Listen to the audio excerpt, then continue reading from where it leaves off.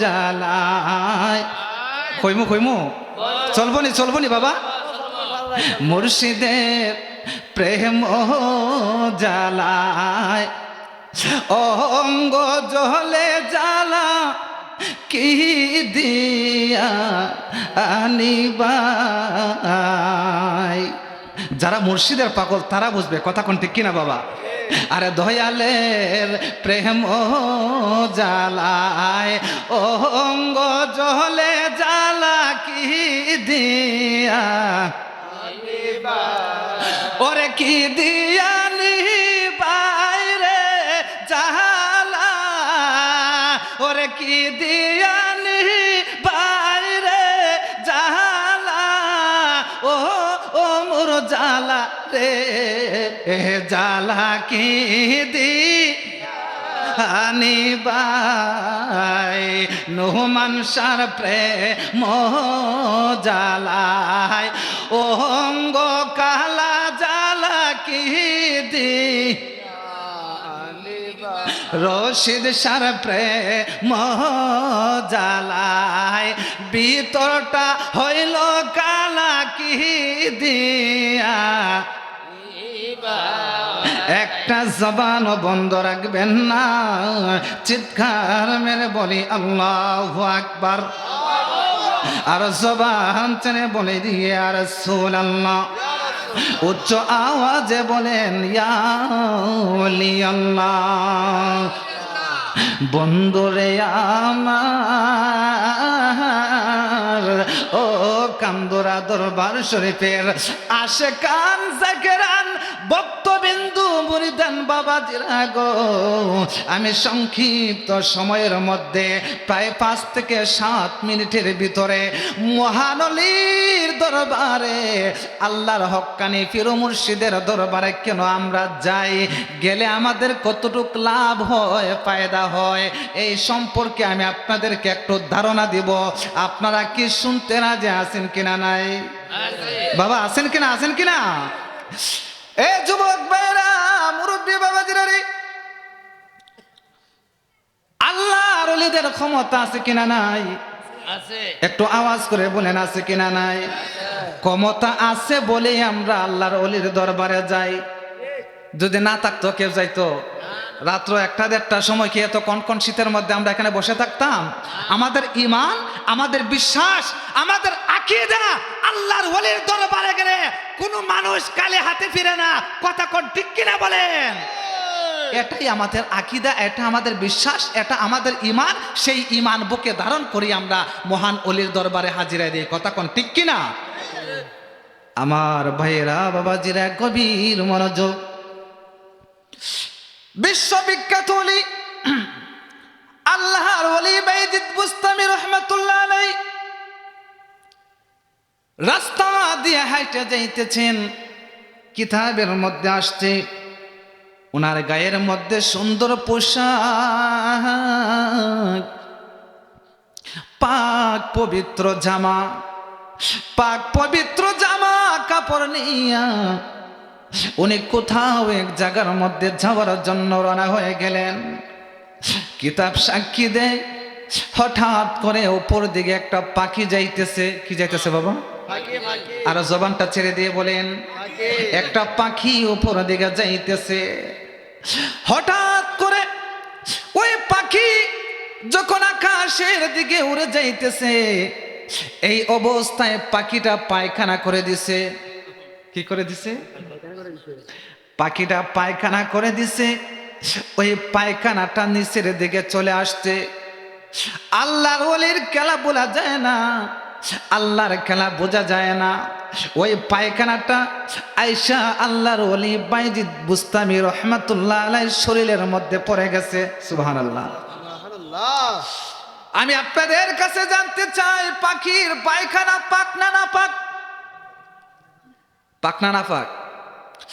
আল্লাহর ওলি বাইজিদ বুস্তামি রহমাতুল্লাহ আলাইহির পাক পবিত্র জামা ইমানদার ব্যক্তি যারা নামাজি ব্যক্তি যারা আল্লাহওয়ালা ব্যক্তি যারা তারা সব সময় কিন্তু পাক পবিত্র থাকার চেষ্টা করে ঠিক কিনা।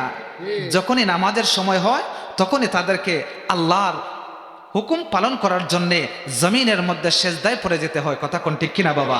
এই জন্য সবসময় পাক পবিত্র থাকতে হয়। আর যারা নামাজ পড়ে না, রোজা রাখে না, আল্লাহকে চেনে না, আল্লাহর হুকুম বিধিবিধান বোঝে না, তারা কে পাক আর না পাক তাদের সাথে এগুলার কোনো সম্পর্ক আছে? আছে।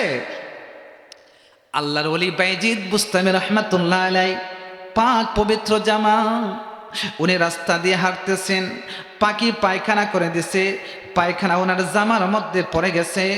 এমন সময় উনি যখন দেখতে পারলেন ওনার জামা কাপড়ের মধ্যে পায়খানা লাগছে, উপরের দিকে তাকায় দেখে ওনার উপর দিকে একটা পাখি যাইতেছে। কি যাইতেছে? আল্লাহর ওলি বাইজিদ বুস্তামি রহমাতুল্লাহ আলাইহি মনে মনে ভাবতেছেন যে ওই পাখিটা অবশ্যই পায়খানা করছে, আর পায়খানাটা আমার গায়ে পড়ছে। পায়খানা পড়ছে বড় কথা না, কিন্তু আমার পবিত্র জামাটা যে নষ্ট করে দিল, এই মুহূর্তে আমি এই পায়খানাটা কিভাবে পবিত্র আমি দৌত করব? আমি পাক পবিত্র জামাটা আমি কিভাবে এই মুহূর্তে দৌত করব, পরিষ্কার করব? এখন তো আমি কাপড় পবিত্র করতে পারবো না, আল্লাহর হুকুম বিধিবিধান সঠিকভাবে এখন আমি আর পালন করতে পারবো না।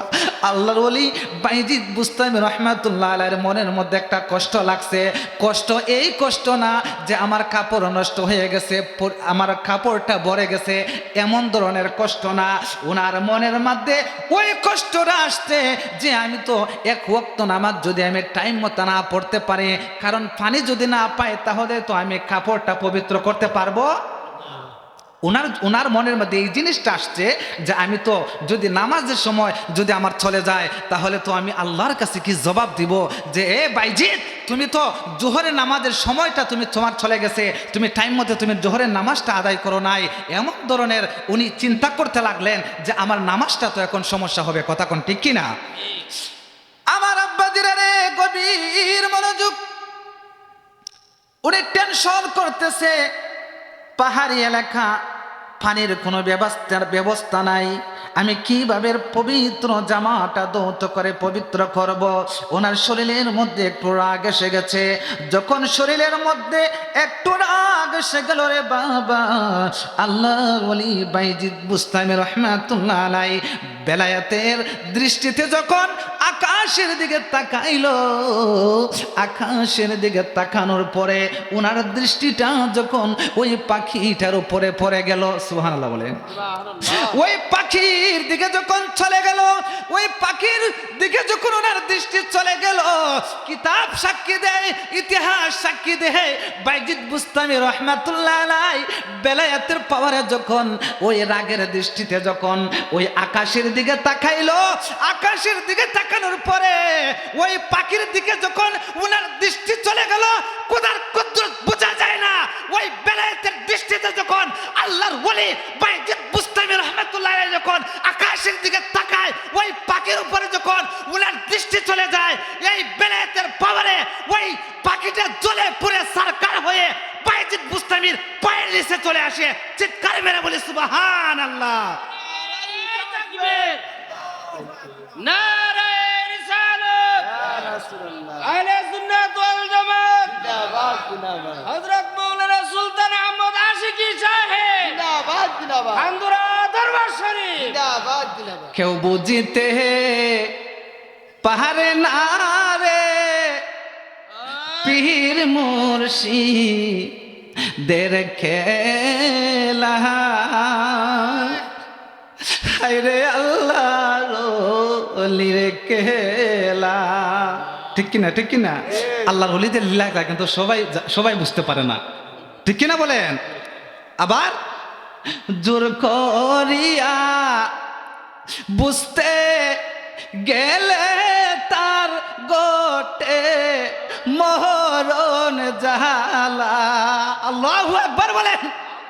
হায়রে জোর করিয়া বুঝতে গেলে তার ঘটে মরণ জালা, কেউ বুঝিতে পারে না রে আল্লাহর ওলির খেলা।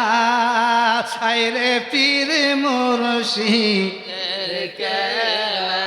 বাজান কষ্ট হইতেছে আমার বাবাজিরা রে, গভীর মনোযোগ। বুঝতেছেন তো আল্লাহর ওলিদের পাওয়ারটা, ক্ষমতাটা কিছু বুঝছেননি?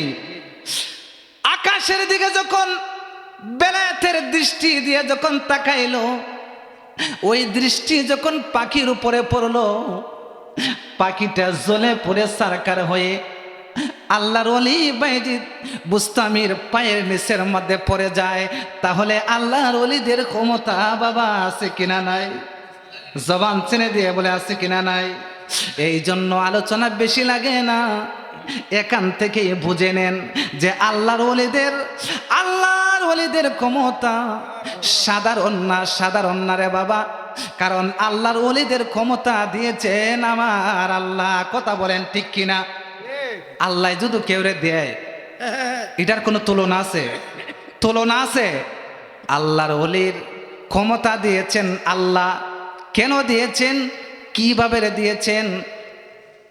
আল্লাহর ওলি যারা হয়েছেন তারা কিন্তু সাধারণভাবে আমরা যেইভাবে চলি, এই চলায় কিন্তু আল্লাহর ওলি হওয়া যায় না। কারণ কোনো কিছু যদি হাসিল করতে হয় তাহলে সাধনা করতে হয়। বাবা কথা কয় না? যারা গাড়ির ড্রাইভিং করে, যারা বড় বড় গাড়ি চালায়, তারা কিন্তু 1 মাস 2 মাস 2.5 মাস 3 মাস আগে প্রশিক্ষণ দিতে হয়। বাজান ঠিক কিনা? জুগালি দিতে হয়। জুগালি করতে করতে দিতে মেস্তুর হতে হয়। ড্রাইভার যদি হতে চান আগে দীর্ঘদিন আগে হেল্পারি করতে হবে, ভাড়া কাটতে হবে, ঠিক না? হ্যাঁ, অ্যাসিস্ট্যান্ট হিসেবে আপনাকে ওখানে চাকরি করতে হবে, তাহলে আপনি ড্রাইভ করতে পারবেন, একজন ভালো দক্ষ ড্রাইভার হতে পারবেন। তদ্রূপভাবে এইভাবে প্রত্যেকটা জিনিস যখন হাসিল করতে চান, হাসিল করতে হলে আপনাকে সাধনা করতে হবে। আল্লাহর ওলি যারা হয়েছেন লেফের তলে ঘুমায়া, তুষকের তলে ঘুমায়া, এইভাবে কম্বলের তলে ঘুমায়া তারা আল্লাহর ওলি হইতে পারে নাই। জংলায় হারছে রে সারা রাত আল্লাহকে খুশি করার জন্যে। তারা কোন শীতের মধ্যে ওযু করে তাহাজ্জুদের বিছানাতে চোখের পানি ছেড়ে জিকির করে আল্লাহকে খুশি করেছেন। এই জন্য আল্লাহ রাব্বুল আলামিন তাদেরকে ছিল বান্দা থেকে তাদেরকে বন্ধু হিসাবে ঘোষণা দিয়ে তাদেরকে বেলায়েতের এমন পাওয়ার দিয়েছে। তারা যদি জমিন থেকে ধরি চোখ মুজে তাহাতা সারা পর্যন্ত তারা সব কিছু দেখতে পারে। হাত তুলে বলি সুবহানাল্লাহ। আমার ভাইয়েরা বাবারা, তারা আর সাধারণ থাকে না। যখন আল্লাহকে খুশি করে ফেলে, আল্লাহ তাদের উপরে এমন একটা বেলায়েতের এমন একটা নজর দেয়, তখন তারা কিন্তু আল্লাহর বান্দা থেকে বন্ধু হয়ে যায়। তখন সাধারণ বান্দা আল্লাহর যখন বন্ধু হয়ে যায়, তখন আল্লাহর কাছে যা চায় তখন তাই আল্লাহ তাই দে সুবহানাল্লাহ। এই জন্য আল্লাহর ওলিদের দরবারে যখন আমরা যাই, হয়তো অনেকেই বলে যে আল্লাহর ওলিদের দরবারে মানুষ কেন যায়? তারা তো দেওয়ার কোনো ক্ষমতা নাই, দেওয়ার মালিক তো একমাত্র আল্লাহ। এটা আমরাও মানি, সবাই মানে। দেওয়ার মালিক আল্লাহ, যিনি আমাদেরকে সৃষ্টি করেছেন, যিনি আমাদের স্রষ্টা, উনি দেওয়ার মালিক। তবে হ্যাঁ, আল্লাহর ওলিদের দরবারে গেলে উনাদের উসিলা দিয়ে যদি আল্লাহর কাছে কোনো কিছু চাওয়া হয়, এই দরখাস্তটা খুব তাড়াতাড়ি কবুল হয়। কেন? উনাদের সম্পর্ক স্বয়ং আল্লাহর সাথে। কথা কোন ঠিক কিনা? আমার ভাইয়েরা বাবারা, আল্লাহ রাব্বুল আলামিন যেন আপনাকে আমাকে আল্লাহর ওলিদের ফায়েজ আর বরকত দিয়ে যেন আমাদের জীবনটাকে ধন্য করে দেয়। আমরা ফির ফকিরের পথে মতে আল্লাহর পথ, আল্লাহর রাসূলের পথ। লাকাদ কানা লাকুম ফি রাসূলিল্লাহি উসওয়াতুন হাসানা, আল্লাহর হাবিবের আদর্শ মোতাবেক যেন